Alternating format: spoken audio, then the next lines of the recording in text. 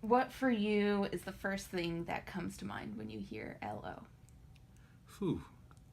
Speaking of bad answers, God, just isolation. To be honest with you, Huh. like I think a lot about just I spent how much time you just spend alone just because I mean I shouldn't say generalize it, but me personally, just as like a black person, LO, you kind of have this. You're in this weird middle ground where it's like you're not LO enough, or you're not well specifically like wealthy enough to where you just kind of like fit into that environment, but you know you're also from LO, so you kind of like Mm. it's weird. Like if you're a person of color, it almost feels like you wear LO and sort of like the negative connotations of LO on you more than white people.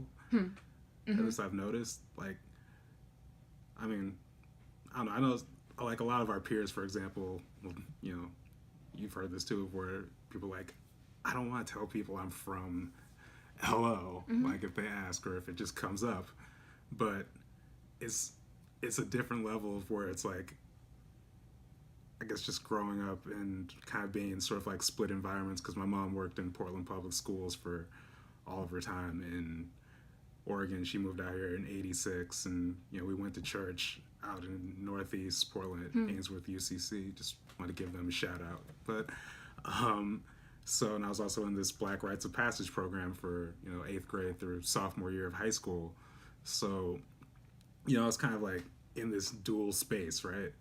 Where I'm kind of in more of this Portland environment on one hand, and then I'm in the LO environment, and you don't really fit into either. Mm. And in Portland, it's just like, oh, you're from LO, so you must be rich, you must have all these things. And it's like we definitely have a lot of privileges. Like I'm not gonna downplay that at all.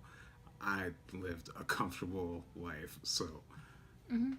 absolutely. But at the same time, it's just like you get all these other things like attributed to you, or like all these other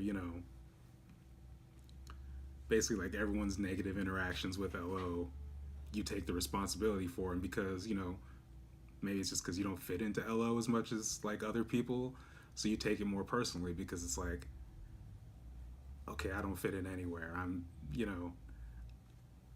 I don't have the the resources and the comfortability or whatever to um, I guess just shake off some of these things or insulate myself in LO, the quote unquote bubbles, where I don't have to hear these things, or I don't have to take any accountability for how LO projects itself to the rest of the world.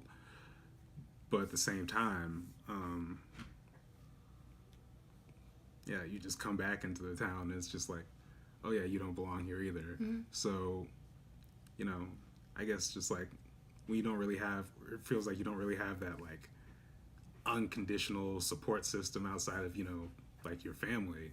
It's just yeah, it's just really isolating. Hmm. And on one hand, like psychologically, I'm sure there's plenty of negative effects that I could study about that. Hmm. The flip side, though, is that you get to learn about a lot about yourself. I spent a lot of time reading, listening to music and thinking about things probably way too deeply. But in 2019, people are like, "Whoa, you like," people are like astounded by these things that just came up in these God knows how many hours of just isolated thought that you've had the time to like marinate over for 20 years. Mm-hmm. So it's like, yeah, it is kind of a well-reasoned opinion. I've only been thinking about this for 20 years. you know